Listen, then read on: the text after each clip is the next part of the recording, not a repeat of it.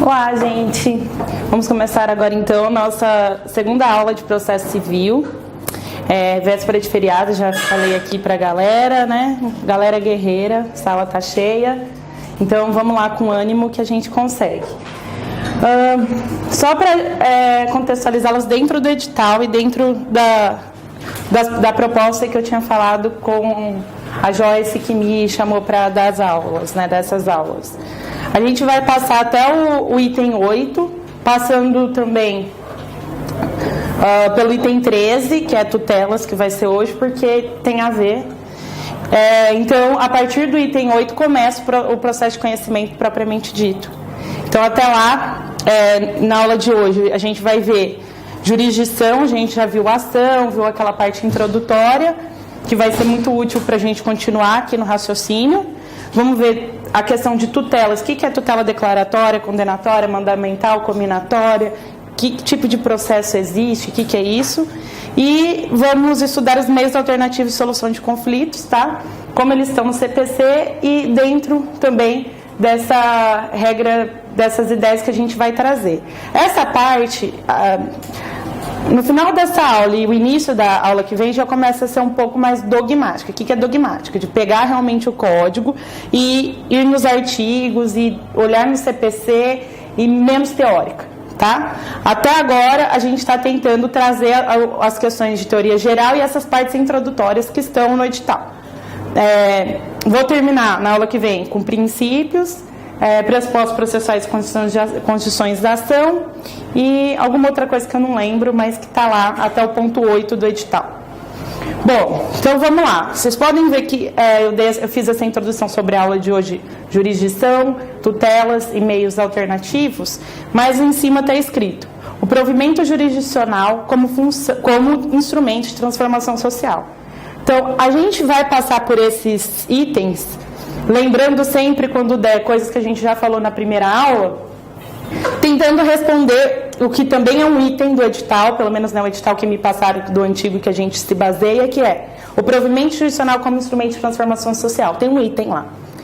A gente pode passar por esse item de várias formas, então eu estou conjugando tudo para tentar responder essa pergunta. E a pergunta é essa: o processo civil, propriamente dito, que é a minha matéria, mas o processo de uma maneira geral, e o provimento que se dá através da jurisdição, né? Então, a sentença, o ato jurisdicional, ele é apto para transformar a realidade? Será que sim? Será que não? Isso é uma pergunta de processo, é uma pergunta de constitucional? Isso é uma pergunta do jurista? Como é que fica essas indagações? Então, vamos passar pela teoria da jurisdição, que a gente vai lembrar um pouco daquela fase histórica, lembra da fase autonomista, científica, todas aquelas fases que a gente já falou. Então, não vou, como a gente já trabalhou isso, eu vou só indicar. Então, vamos lá para a jurisdição. Lembrando também, como eu disse na primeira aula, existem 4 institutos clássicos de teoria geral do processo, no geral, né? E o que é a teoria geral do processo? Tem o processo administrativo, tem o processo trabalhista, tem o processo penal, mas é como se a teoria geral do processo dissesse: apesar de todos esses processos terem peculiaridades, existem institutos que são peculiares a todos. Então, você falar de direito administrativo, você vai falar de ação. Você falar de direito penal, você vai falar de jurisdição. Então, a teoria geral tenta entender esses institutos. Há muitas problemáticas aí relacionadas se tem ou não uma teoria geral, mas é um pouco mais teórica e cerebrina essas discussões do que úteis para um concurso, tá? Então, a gente passou pela ação, mais especificamente na aula passada. A gente vai estudar hoje jurisdição. Na verdade, a gente já estudou também defesa, que na verdade não precisa se falar muito até então. A única coisa que precisa falar de defesa é que ela é separada hoje da ideia de direito de ação, porque ela não é só uma reação. Ela também é, dentro do processo, uma forma do réu exercer o seu direito de ação. Então, a defesa ela não é simplesmente reagir contra algo, é também, a partir do processo, exigir uma tutela jurisdicional, porque o réu pode ter razão. né? E nesse sentido, o réu não vai ser só alguém que responde e reage. Ele pode utilizar do processo também ali para ter atos de provimentos jurisdicionais independentes, inclusive, do que foi pedido, né? Que a gente vai ver depois, quando entrar nas partes mais dogmáticas, reconvenção e tudo mais. Vamos ver jurisdição. E o outro seria o processo em si. O processo em si é um instituto que é estudado, né? Obviamente que tudo faz parte, as coisas são separadas didaticamente, mas o processo em si é um instituto. A gente vai passar por jurisdição, até o final eu espero também falar um pouquinho de processo e a gente termina esses 4. Jurisdição, hoje, ela é o que mais se estuda na teoria geral do processo ou no processo civil atual. Então, jurisdição é um instituto muito importante. Qual que é o conceito tradicional que qualquer livrinho, qualquer resumo, qualquer aula vai dar? Iuris dictio, né, na linguagem latina e romana. O que significa isso? O monopólio do Estado em dizer o direito, né? Geralmente, jurisdição as pessoas falam jurisdição já vem do lado de uma caixinha lembrando isso, dizer o direito.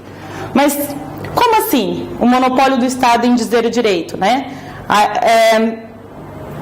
Bom, esse monopólio, ele existe porque o Estado, ele proíbe a autotutela, né? Que seria a autotutela?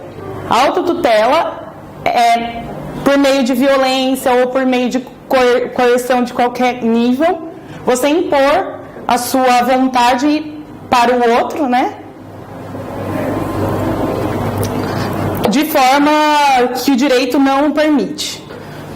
Veja, depois a gente vai falar exatamente dos meios alternativos, o que é autotutela, autocomposição. Agora, o que é importante trazer aí para esse conceito de jurisdição? Isso é o que é. Se você falar isso, você já está bem, vamos dizer. Você precisa saber que jurisdição é um monopólio estatal de dizer o direito. Mas a gente precisa entender isso. Como assim? E o que isso tem sentido nas discussões mais profundas? Nesse slide já pode disponibilizar para vocês, tá? E sempre que der eu tento destacar os artigos que eu cito. Às vezes eu vou citar algum que não está aí, não sei, aí vocês anotem. O que eu sugiro, como vocês vão estudar, a partir de agora, a minha sugestão. Como é que eles não separam o cursinho, a ideia não é essa mesmo. Primeira fase de segunda fase, o que acontece? Para a primeira fase, a gente sabe que 70%, às vezes 80% é letra de lei.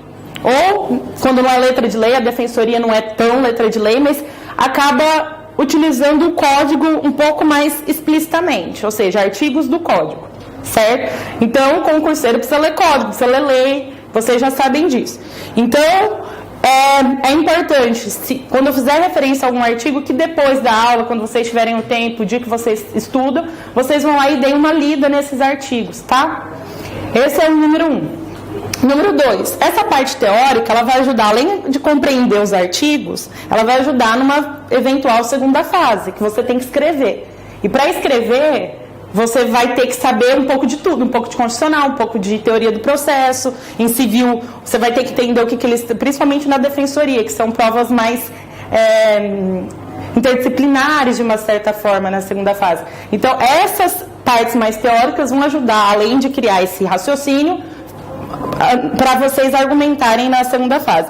Então, essa aula seria para as duas coisas, tá? Então, se eu tiver muito teórica, ela vai ser útil um pouco depois, e as partes mais dogmáticas de artigo, é bom que depois vocês fixem para a primeira fase. Então, vamos lá.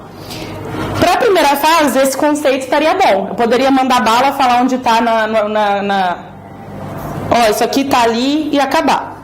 Mas é aí que as discussões processuais têm, hoje em dia, as discussões mais legais. Por quê, gente? Vamos lá. Até o século XIX, então, eu coloquei ali, a gente estava sobre a égide do Estado liberal. 2 parênteses aqui.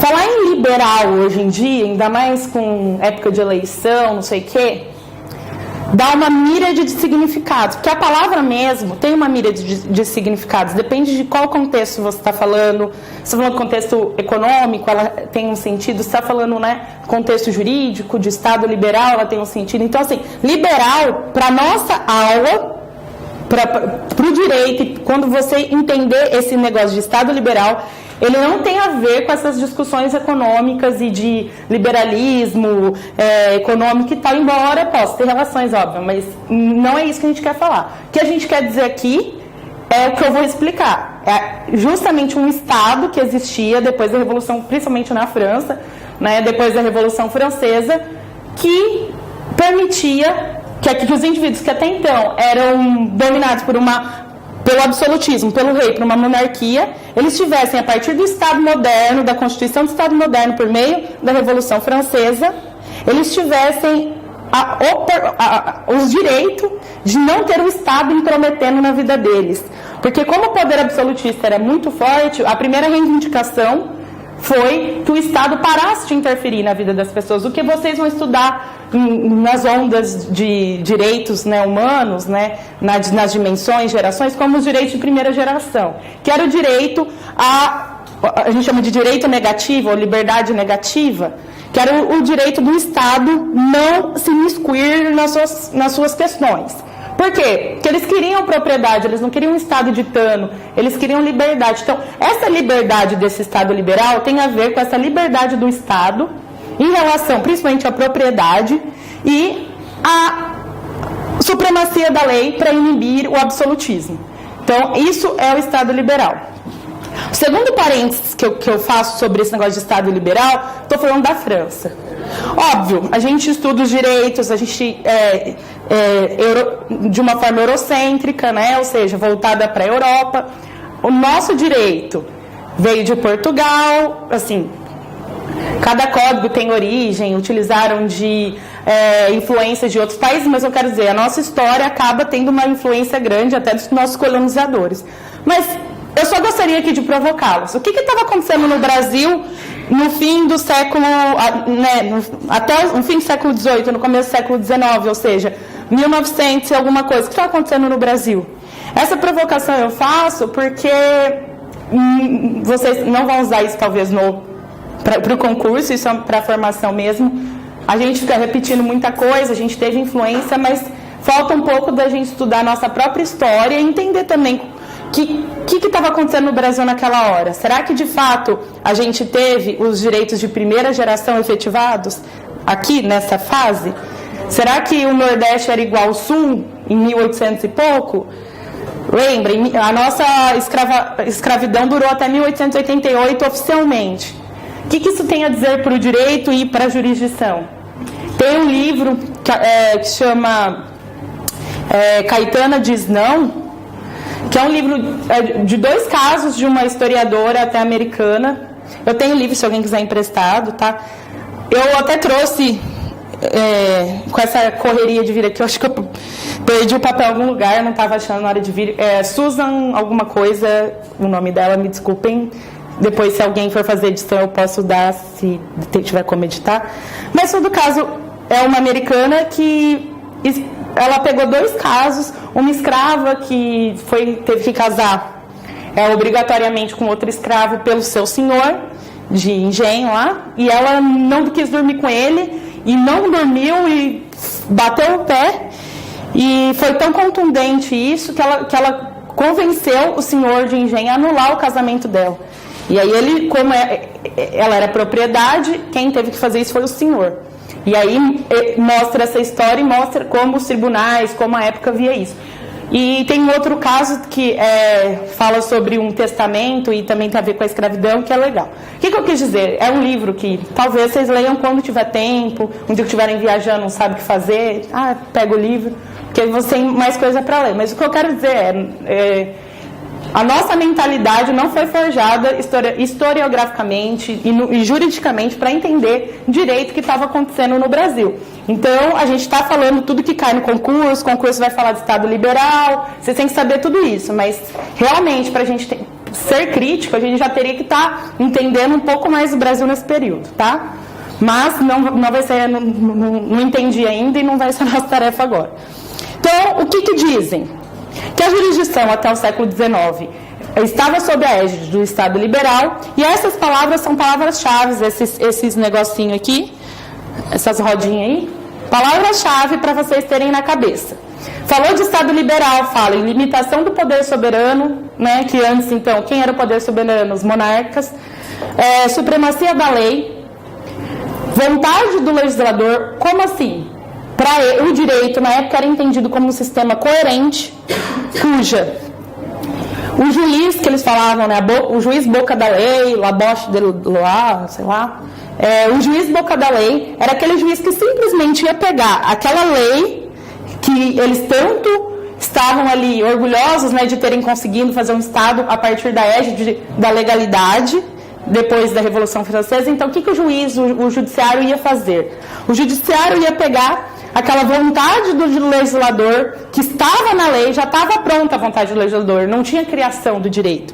Ele ia lá e ia aplicar a partir da ideia de certeza do direito. Ou seja, só tem uma resposta certa, essa resposta certa já estava na lei, e essa vontade do legislador já prevalece na lei. Então, essa é a ideia que reinava sobre a função jurisdicional nos inícios do Estado moderno, né? Era a ideia de limitar esse poder soberano, então tinha a ver com direitos negativos.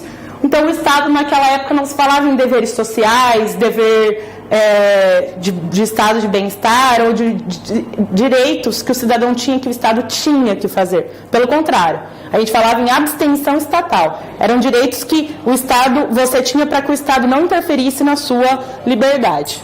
Bom, eu já falei desse Oscar von Pillow, né, de 1868, quando a gente falou da ação, porque, obviamente, as coisas são juntas, né? As discussões são juntas, são conjuntas.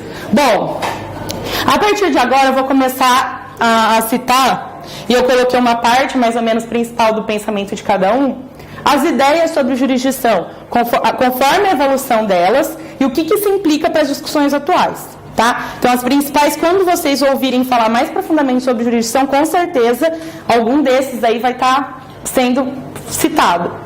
Então, esse cara, ele trouxe para o processo, que eu fiz aqui um triangulinho na outra aula, a relação jurídico-processual. Então, a partir não só dele, né, mas é um estudo muito citado desse alemão, ele fez com que houvesse a natureza pública do processo. Então, o processo não era mais só uma briga entre A e B.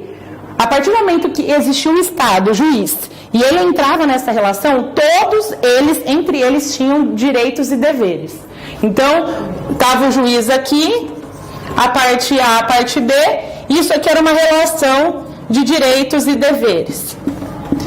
Isso muda a ideia de que o processo tem natureza pública, ou seja, o Estado faz parte da resolução dos conflitos. Então, olha o que ele dizia na época, em 1868. Só se aperfeiçoa a contestação, aqui não utilizada a contestação como a gente entende, tá? Contestação no sentido da palavra no português mesmo. Só se aperfeiçoa a contestação, o contrato de direito público, por meio do qual, de uma parte, o tribunal assume a obrigação concreta de decidir e realizar o direito deduzido em juízo. E de outra, as partes se obrigam para com ele a prestar uma colaboração indispensável e a submeter-se aos resultados dessa atividade comum. Então esse cara falou assim, veja, não é só o A e B que está brigando, entre eles têm deveres. O A e B tem o dever de colaborar com essa decisão, inclusive de se submeter aos resultados, né? E o juiz, pela parte, assume a obrigação de decidir e de realizar aquele direito. Então, o que ele quis dizer? A partir do momento que o Estado entra, essa relação processual, ela é de direito público. Tanto que, quando colocam o processo civil nas disciplinas, na sua faculdade, tem o departamento de direito, quando você fez graduação, tem lá o departamento de direito público e privado. Geralmente, ainda é possível encontrar o processo civil no departamento de direito público, privado, quer dizer. Na minha concepção, embora existam até críticas sobre essa divisão no geral, se essa divisão entre direito público e privado ainda faz sentido, mas se fizer, na minha concepção, processo civil é direito público. E esse cara já dizia desde 1868, porque a gente está discutindo a relação do Estado com as partes com o Estado. É o Estado que vai realizar o direito das partes. Bom, e o Chiovenda? O que ele dizia? O Chiovenda dizia que a jurisdição é o exercício do poder voltado à declaração da vontade concreta da lei. Quase igual que ele dizia ali, mas qual que é a diferença? A diferença, gente, é que quando fala dessa atuação da vontade concreta da lei, está bem relacionada à minha introdução aqui sobre o Estado liberal, de que já existia um significado do direito que o juiz ele só aplica, o juiz não cria direito. Então, para o que eu vendo, essa ideia, né, de jurisdição é que o juiz só vai se sujeitar à lei e a partir do momento que ele se sujeita à lei, ele declara a vontade concreta. Então, assim, não há criação, mas há uma declaração. Veja, ele não criou nada, mas a partir do momento que ele declara, aquilo tem força jurídica, né? Então, essa declaração aqui da vontade concreta da lei significa também que o juiz é um intermédio. Ele não chega a criar, mas ele declara. Então, a atividade do juiz é de declarar o que está na lei.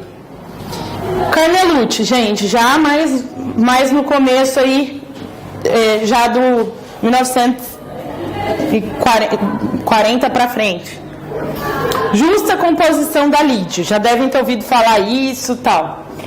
Essa, quando a gente fala em lide, geralmente a gente está, em processo civil, geralmente a gente está remetendo a esses conceitos de Carnelucci, que era ele que trabalhava esse conceito de lide.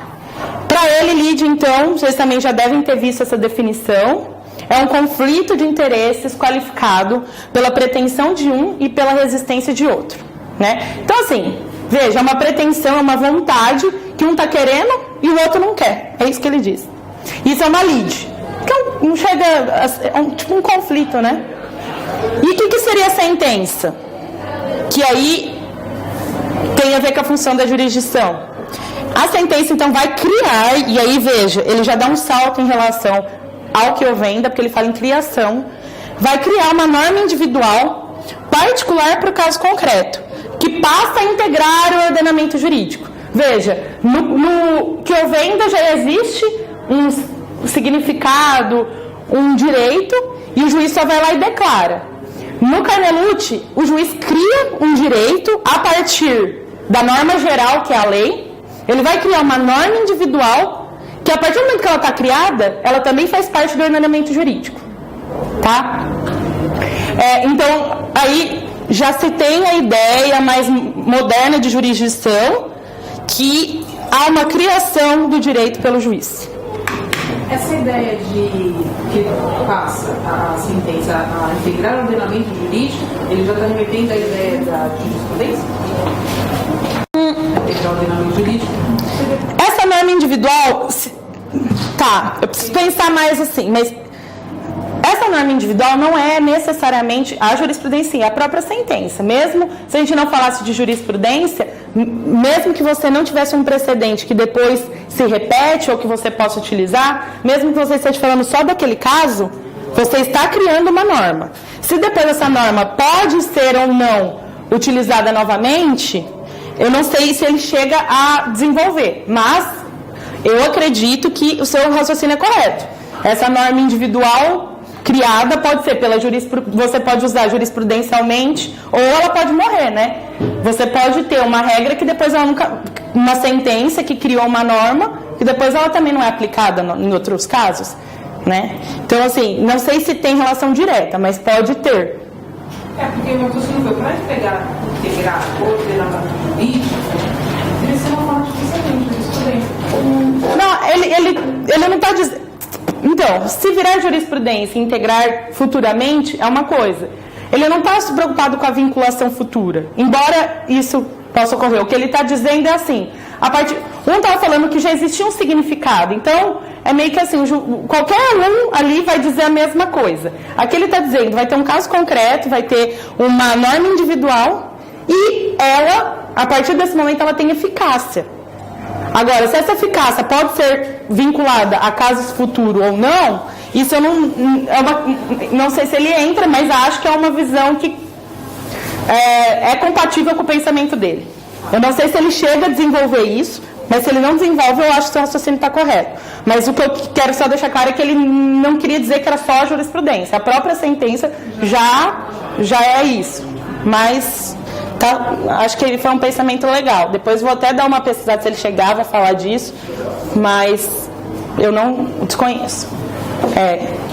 Pode gravar agora. Já está gravando. Ah, já está? Então tá bom.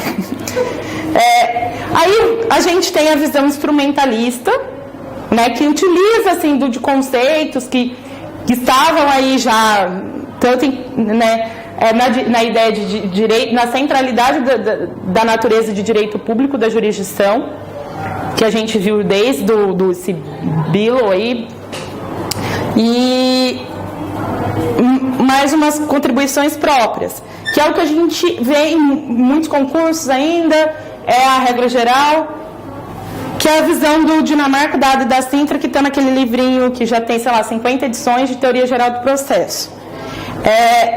A partir da visão instrumentalista, que é aquela fase da ciência processual, né, que visa a finalidade do processo e da jurisdição, que a gente viu na aula passada, com escopos sociais, políticos e jurídicos. Aí o que eles dizem sobre a jurisdição em si? Eles relacionam o que é a jurisdição com a sua própria função. Então eles dizem assim: o que distingue a jurisdição das demais funções do Estado, quais são as demais funções do Estado? A legislação e a administração, é precisamente, em primeiro plano, a finalidade pacificadora com que o Estado exerce. Então, para eles, Dinamarca, Ada e Sintra, naquele livro, a ideia de jurisdição é relacionada à sua função e que significa que é função do judiciário pacificar com justiça. Então, pacificar o que significa? Resolver os conflitos sociais, né? De forma a fazer com que a sociedade, então, que tinha um conflito a partir do judiciário, passa a não tê-lo. E com justiça no sentido de respeito às regras e princípios processuais, né? Como a gente vai ver na próxima aula, e vocês já sabem, mas a gente vai ver com profundidade, devido ao processo legal, contraditório e tudo mais. Então essa é a ideia de pacificação social com justiça, que vocês vão ver muito difundida. Óbvio, como tudo na vida e como tudo no direito, isso ainda traz muita discussão. Muitos dizem, né, que essa ideia de pacificação social é um pouco uma palavra, sim, que só jurista usaria, né? Como se o processo realmente, né, pudesse, uma ideia meio inocente de que o processo de fato pacifique a sociedade, né? Então há a crítica quanto a isso, a crítica quanto à ideia de que isso de fato pode ser um resultado. Você pode pacificar com justiça, mas que isso não seria a finalidade da jurisdição. Há discussões nesse sentido. Mas, até hoje, eu diria que é a definição mais utilizada. É essa. Pacificação com justiça é um dos escopos da jurisdição, é a função mais importante, a função precípua, é pacificar com justiça. Então, vocês vão ver isso, muita gente repete, sem nem entender se está falando de jurisdição, do que está falando, mas garanto que já devem ter escutado isso. Bom, vamos então entrar já nessas discussões, só para que vocês pensem da cabeça de vocês mesmo, e elaborem novos conceitos. Bom, atualmente, 2018, ainda, embora estão querendo aí tirar, ainda sob a égide de uma Constituição ampla, que dá direitos sociais, direitos individuais amplos. O que significa a jurisdição atualmente? O que significa o processo de discutir isso? O que significa esse termo e esse instituto? Bom, não só a nossa Constituição, mas houve, né, um processo aí mundial ocidental do surgimento do bem-estar social e de direitos positivos, que é justamente o Estado não ter só que se abster para proteger, né, a sua liberdade de ter propriedade, a sua liberdade individual. o Estado também deve garantir direitos de forma positiva, ou seja, a partir de prestações, a partir de políticas públicas, a partir de ações que promovam o bem-estar social, né? Então, essa ideia de Estado, né, Estado de bem-estar, Estado de providência, que vem mundialmente, aí, principalmente depois do pós-guerra, e que no Brasil não chega um pouco antes até da Constituição de 88, a gente tem direitos fortes, né, sociais na época de Vargas, por exemplo, e na Constituição de 88 ele fica muito visível. Então, que prestações positivas hoje o Estado brasileiro teria? A saúde, né? A saúde universal e gratuita, por exemplo. Esse é um direito positivo que está na nossa Constituição. Veja que no direito a gente usa muitas palavras que dizem coisas diferentes, né? Então, é um direito positivo positivado, né? Então, positivado no sentido de que está lá explícito, e positivo no sentido de que ele é um direito que exige prestações. Tá. Colapso da teoria da separação de poderes. Hoje em dia a gente tem uma discussão muito forte, né, na teoria do Estado, ciência política, e em mesa de bar, mesmo quem não saiba, está discutindo sobre o colapso da teoria da separação de poder quando quer discutir alguma coisa do que está acontecendo, porque a gente está vendo o judiciário fazendo coisas que são exclusivas ou seriam do legislativo, né? Será que a súmula vinculante, por exemplo, é praticamente uma lei, né? Então, hoje em dia, é um pouco complicado a gente utilizar a ideia de separação de poderes como ela foi idealizada em Montesquieu, né? Essa rígida separação. Então, hoje há várias discussões sobre o Estado e essa separação. Então, esse é um dos motivos que faz com que essas novas teorias sobre a jurisdição surjam. Sobre juridificação da realidade social. Essa sobrejuridificação, esse termo, eu usei aqui, tá do Boaventura Santos, mas o que é? O que quer dizer? Hoje, em qualquer coisa, qualquer pessoa que conhece alguma coisa mínima sobre direito, ou qualquer pessoa hoje vai virar e falar assim: pelo menos pega o papel que eu posso entrar com a ação, então escreve aí para eu saber. Então, hoje até mesmo serviços que eram informais, a pessoa pega pelo menos um recibinho. Então, hoje a gente vê instrumentos jurídicos, né, que podem virar a ser instrumentos jurídicos, permeando toda a sociedade. Então, a sociedade hoje, até em relações informais, ela está utilizando hoje dessas garantias jurídicas, né, contratinho de gaveta, qualquer um aí conhece uma história, sabe, sobre isso. Então, há uma ideia de que há muitas normas jurídicas sendo criadas. Normas não, desculpa, gente. Há muito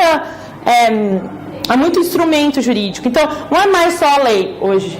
Os contratos informais, a gente tem também, hoje, por meio das políticas públicas, você tem portaria que regula alguma coisa, depois você tem um ato normativo indiferente, tudo isso regulando às vezes a mesma matéria, ou seja, aquela hierarquia que a gente estudava, é assim, ó, vale a Constituição Federal, depois aqui aquela lei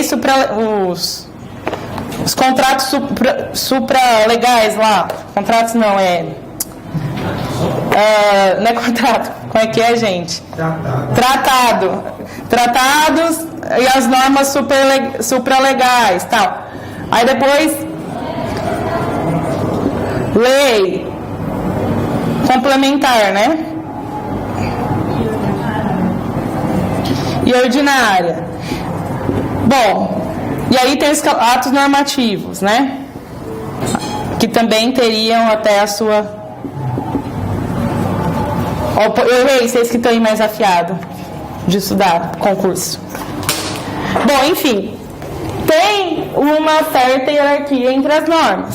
Mas hoje em dia, quando a gente está falando, por exemplo, de políticas públicas, a gente pode ter como a gente tem uma política nacional de saúde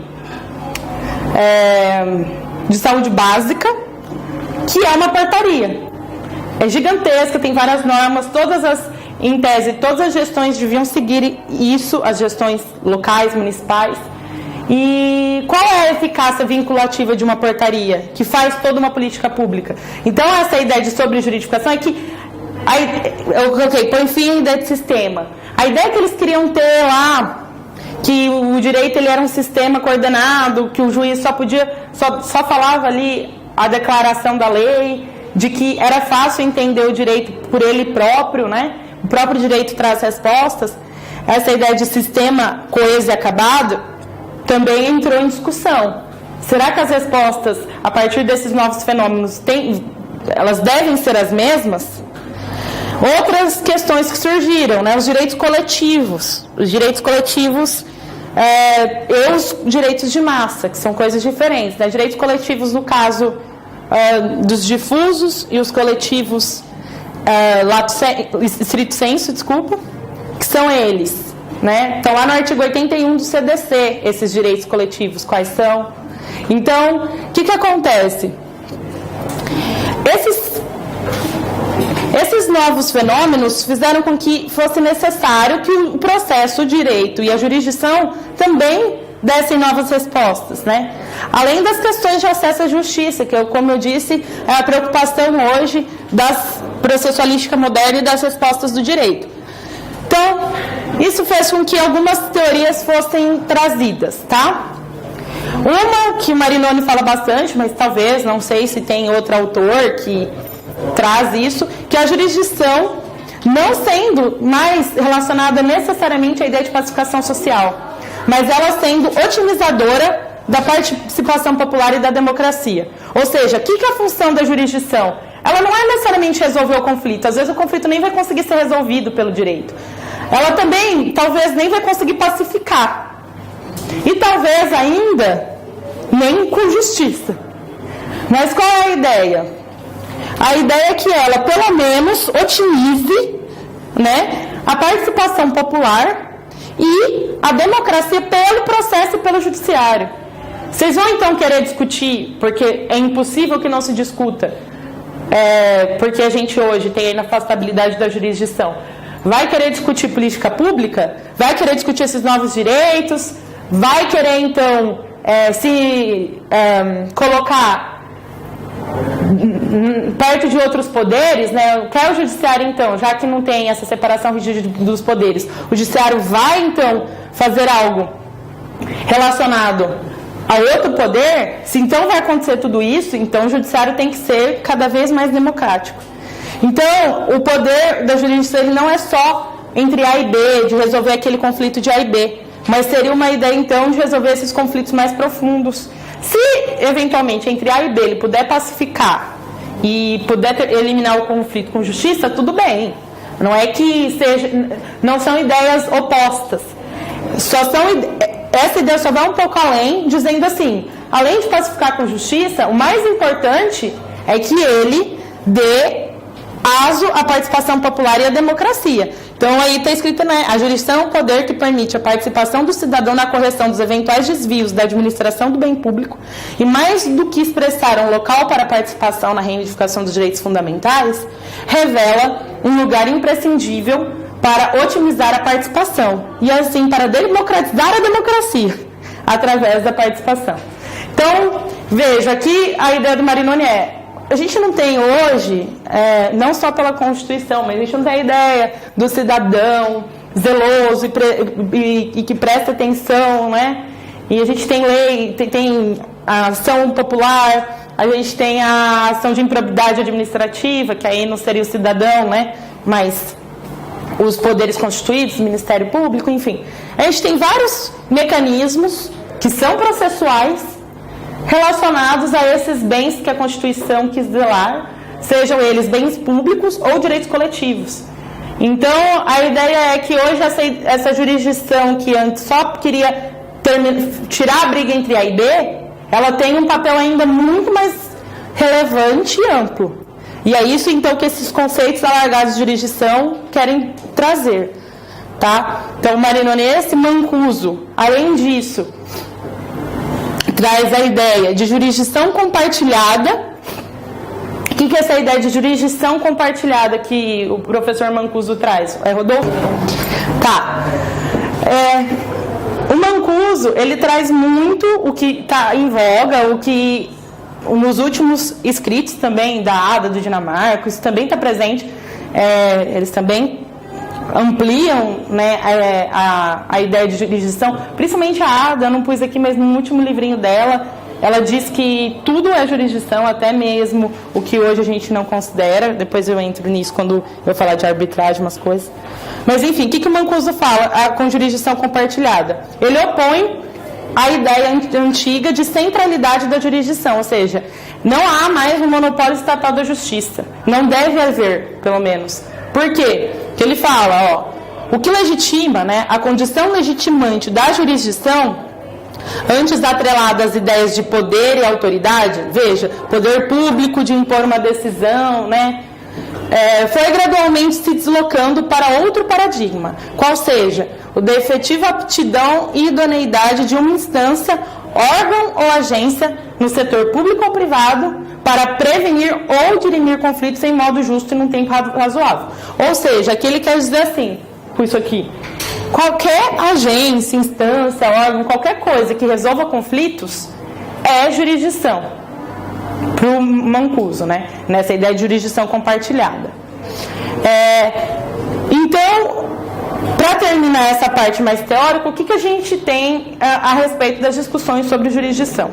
Tem aquele conceito inicial, jurisdict, dizer o direito ao monopólio estatal, mas há certas nuances que foram aí sendo construídas durante o tempo e que atualmente as discussões, então, elas orbitam entre a ampliação tanto do que é jurisdição, ou seja, a incorporação aí desses modos alternativos de resolução de conflitos, às vezes nem mesmo pelo Estado, como forma de jurisdição.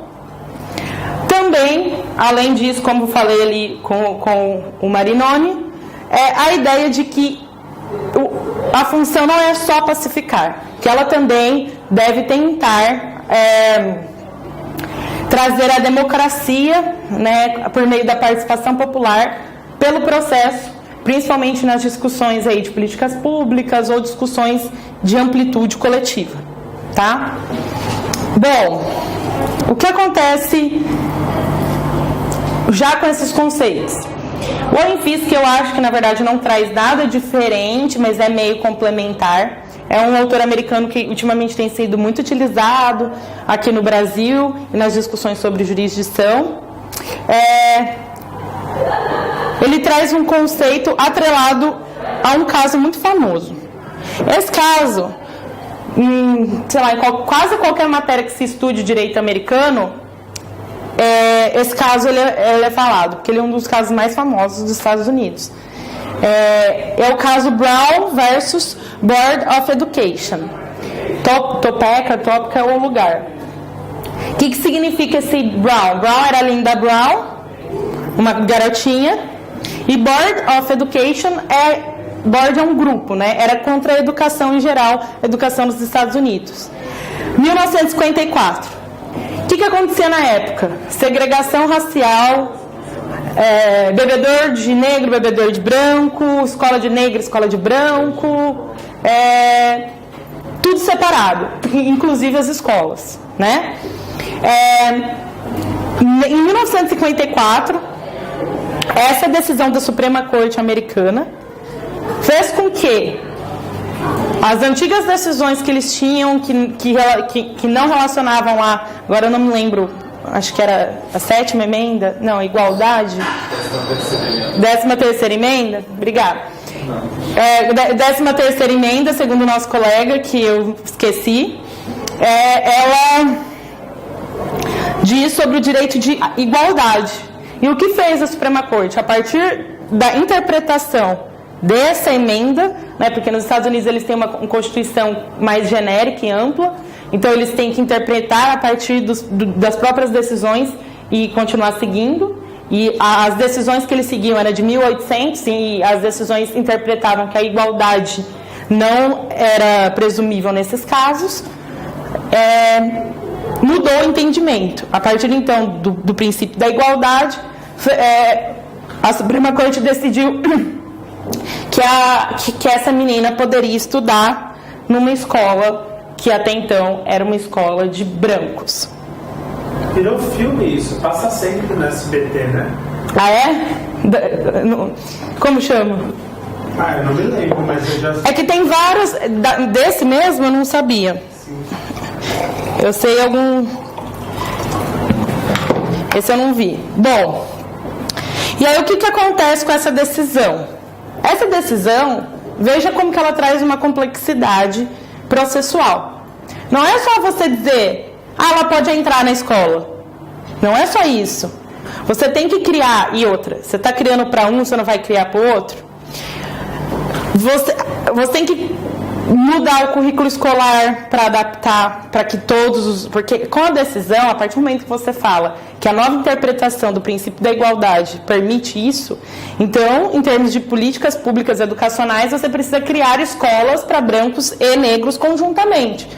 Se você for entender o que essa sentença quis dizer. E era o desejo da Suprema Corte. Então, a sentença não se esgotava só em dizer, pode. Eles tinham que fiscalizar, eles tinham que esperar as autoridades e as cortes estaduais, né, no caso, a corte estadual deles. Na verdade, foi a Suprema Corte, mas eles têm cortes estaduais, eles têm um federalismo muito mais diferenciado. Então, eles tiveram que fazer essa decisão ser cumprida ouvindo cada agente envolvido. Então, essa decisão, ela terminou, mas foi 20 anos de execução. E o poder público toda hora estava lá. Ao executar, fiscalizava e tentava ver, né, como era possível fazer com que, de fato, essa igualdade educacional fosse promovida por meio das políticas públicas dos Estados Unidos. E eles chamam isso de injunctions, né, que seria as injunções, sei lá, numa tradução mais tosca. Que são esses mandamentos aí que eles davam para o poder público para reformar as instituições. Então, para a reforma das instituições. Essa decisão ela inaugura umas discussões processuais, mesmo no Brasil, sobre qual o papel, então, do processo da jurisdição. Segundo o ENFIS, a partir dessa decisão, não a partir, mas explicando essa decisão e muitas outras, né? Ele fala, olha, a jurisdição ela serve para concretizar os valores públicos a partir de reformas institucionais. Então, por meio do judiciário é possível você reformar, por exemplo, a educação de um país, né? Qualquer escopo dessa educação. Aí ele fala, então, né, ele não fala isso, tá, gente? Isso aqui é a interpretação que eu estou fazendo. O escopo da jurisdição deixa de ser a pacificação social e passa, então, a ser a concretização desses valores assegurados na Constituição Federal. Então, sobre a pergunta inicial, é possível mudar, né, pelo processo? Formalmente, é possível, porque há uma feição transformadora da realidade ao tentar extirpar o conflito coletivo, né? Então, ali a gente estava perguntando, em última instância, o que a gente vai fazer a respeito do princípio da igualdade em escolas que separavam negros e brancos. A partir do momento que tem uma decisão que fala todo mundo tem que estar junto, não é só a Linda, é todo o sistema educacional de um país.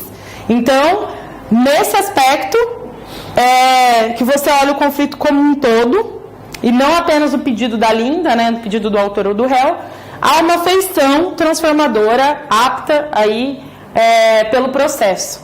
Então, se você entende o processo e a jurisdição, né, como sendo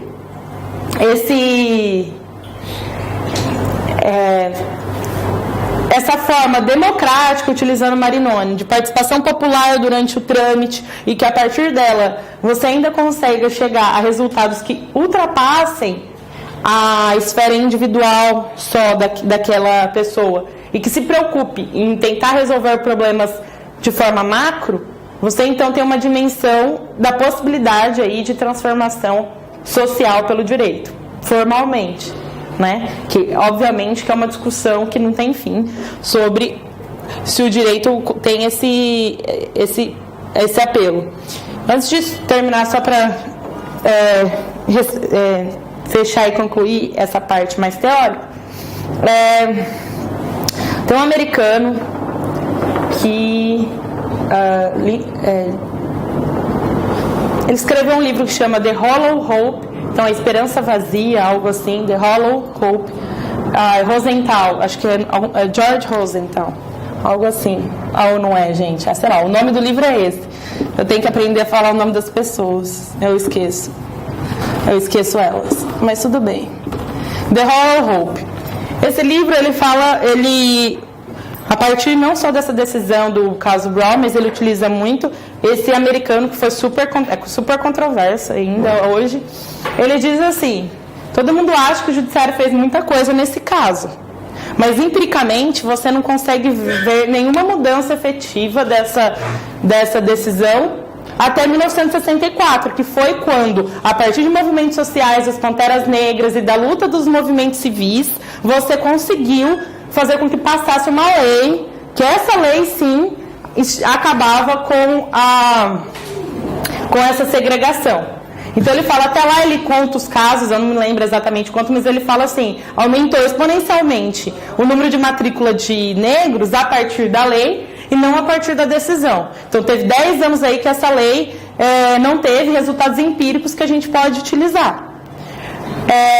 E aí ele utiliza outros métodos, aí ele diz que o movimento negro mal utilizou essa decisão, nem simbolicamente. Então ele vai atrás de diários e da luta e fala, essa decisão nem simbolicamente foi importante, segundo ele.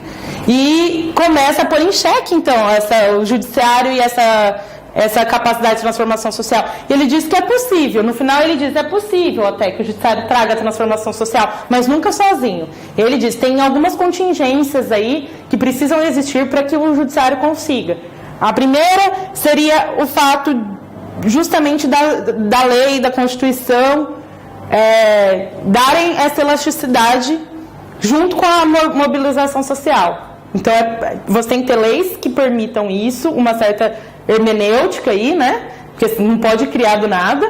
E você precisa também que haja uma mobilização social a respeito de algum tema. E, segundo ele, também precisaria, como o judiciário não tem esse poder de, por exemplo, fazer políticas públicas, ele sempre vai ficar à mercê também do outro poder realizar. Ele até pode mandar para o executivo ficar falando, vou te dar multa, vou te fazer não sei o quê, mas o poder executivo, no fim das contas, é quem vai realizar o direito. Então, só vai conseguir ter essa transformação social se os outros poderes responsáveis aí para efetivar certas decisões também consigam, ou de boa vontade, ou por meio de coerção, realizar essa decisão. E também outra questão aí seria de ter meios adequados, né? Porque, como a gente viu, o processo ele tem as suas limitações. O processo foi feito para a gente ficar falando do Tício, do Caio, do Mévio, no máximo ali o litisconsórcio A, B, C e D, né? Então, também precisa existir formas de impor essa decisão de forma procedimental, processualmente. Eu dei uma adaptada sobre as construções que ele coloca no livro, tá? Mas seriam pontos que eu acho que, se um dia vocês tiverem que refletir sobre isso, é importante trazer essas dinâmicas, sabe, não ficar assim ou não. O judiciário pode ou não pode trazer transformação social. Então, trazer essas variáveis.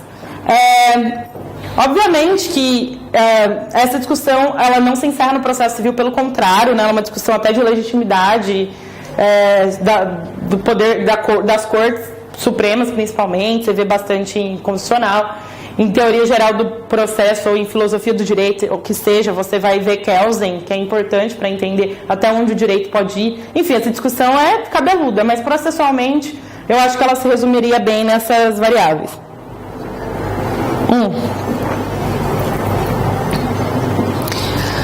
O que a gente vai ver mais manualesco, mas é importante.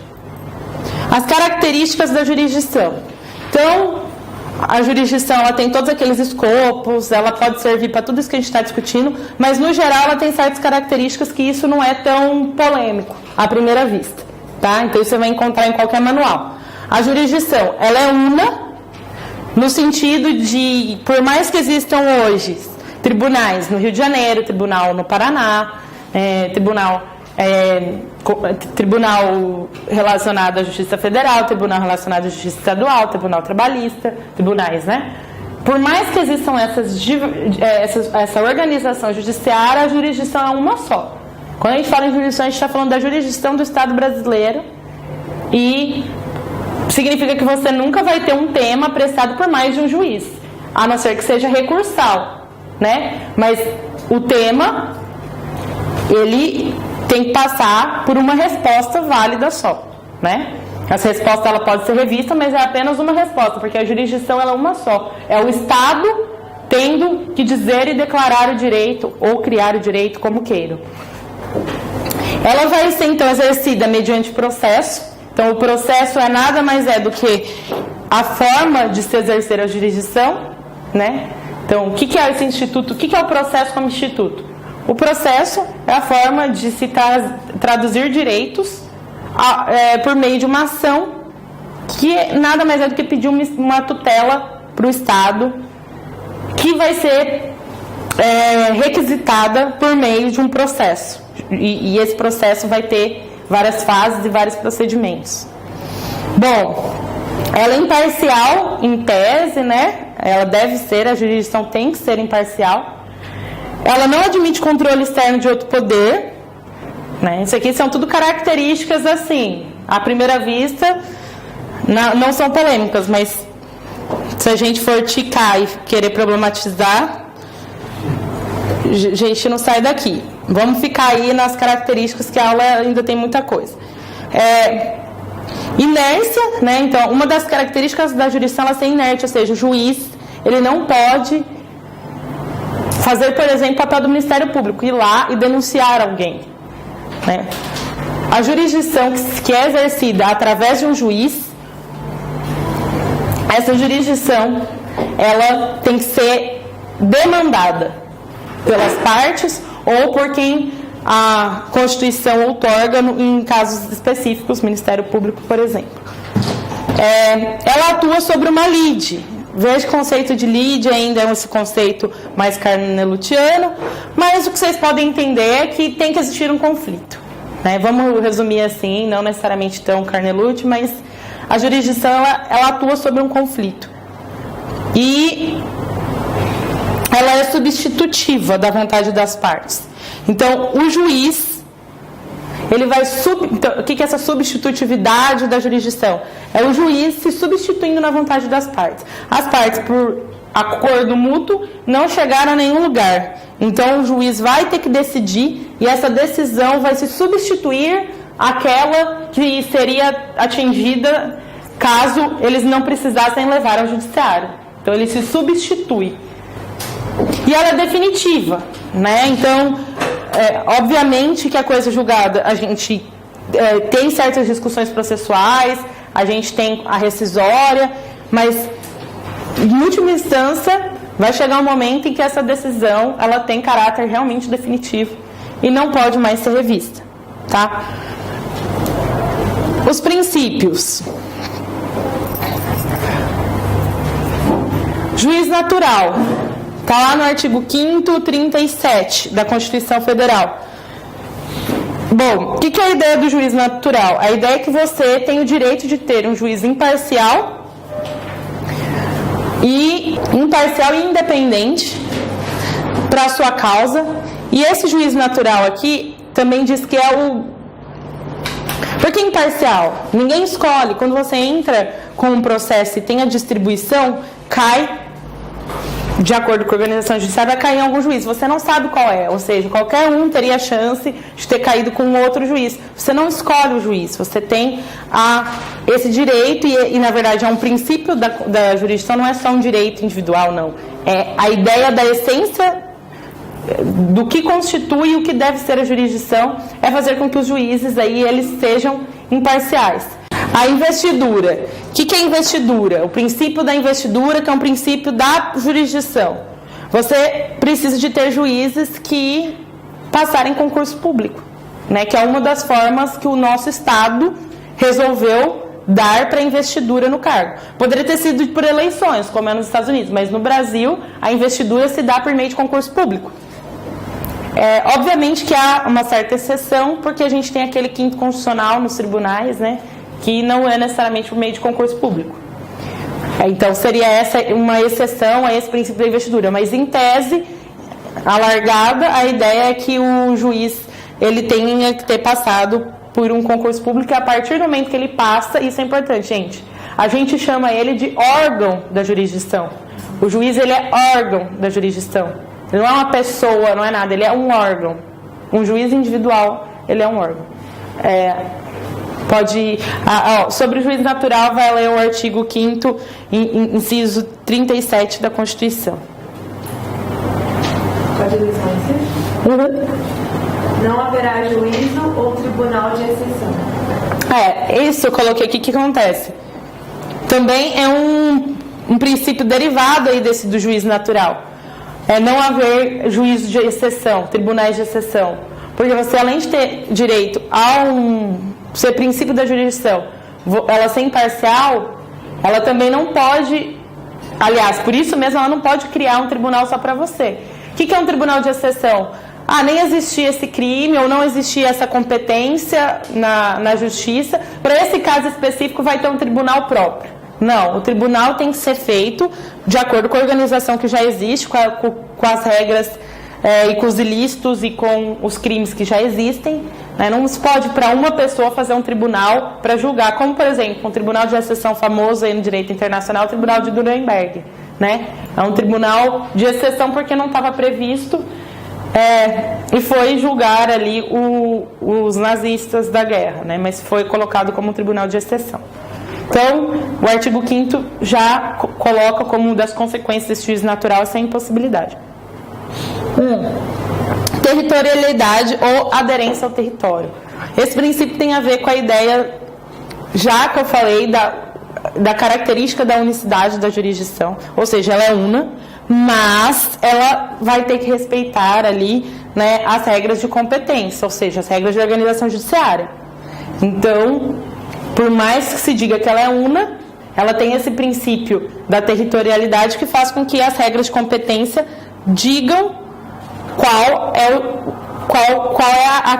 a jurisdição que compete a determinado assunto ou a determinada pessoa, enfim. Indeclinabilidade e inafastabilidade, sinônimos. É o artigo 5º, que a gente já falou desse inciso, o inciso 35, que diz que toda lesão ou ameaça de direito, ela tem que deve ser levada ao judiciário, não pode... como é que é? Você está aí? A lei não excluirá da apreciação do poder judiciário lesão ou ameaça de direito. Isso, então a lei não excluirá da apreciação judiciária lesão ou ameaça de direito. Veja que não é nem só violação do direito, até ameaça. Então, a ideia de jurisdição ela é bem ampla mesmo, de forma explícita. Então, esse princípio da jurisdição é chamado de princípio da inafastabilidade, o que também a gente vai ver que é um próprio princípio do processo. Indelegabilidade.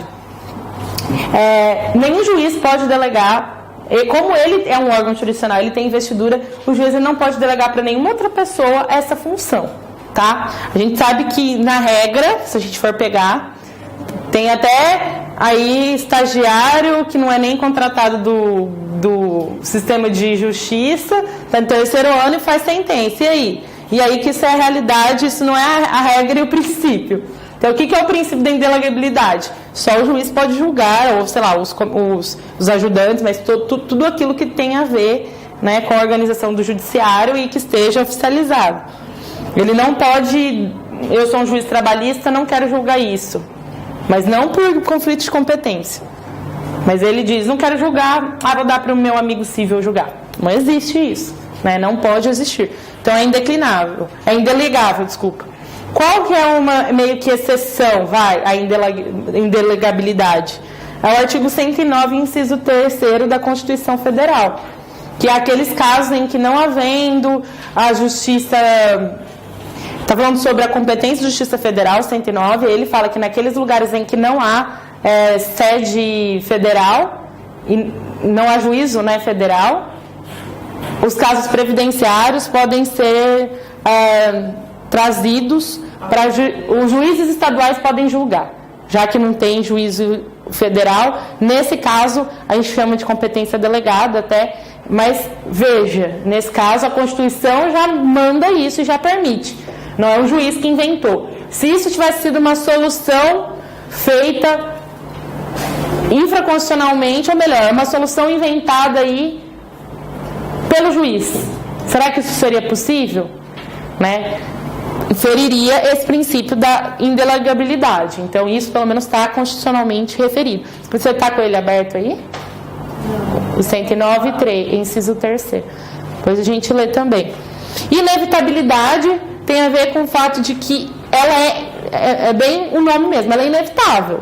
Você aceitando ou não aceitando que a jurisdição decidiu, ou seja, o juiz, você vai ter que cumprir. Né? Então não tem como evitar a decisão judicial, não tem como não realizar o que está sido pronunciado. Então é nesse sentido de inevitabilidade. Aos juízes federais compete processar e julgar as causas fundadas em tratado ou contrato da União com o Estado estrangeiro ou organismo internacional. Esse é o terceiro? É. Não, então não é o terceiro. O segundo. É o quarto? É o parágrafo. É o parágrafo. Eu falei inciso? Foi.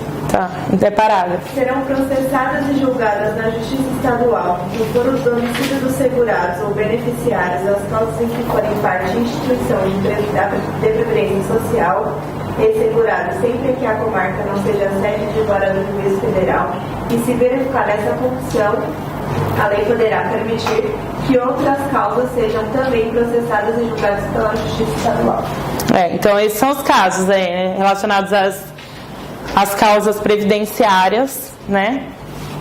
No caso de não haver ali jurisdição federal próxima, porque a Justiça Federal é mais nova, né? Eles criaram, então hoje em dia quase todo lugar já tem, mas mesmo assim há lugares em que não tem, e aí nesse caso o juiz estadual pode julgar as causas do INSS, por exemplo. É uma delegação de competência constitucional, então até aí não temos problema. Então, sobre jurisdição a gente caminhou, é mais ou menos isso mesmo que tem sobre as discussões.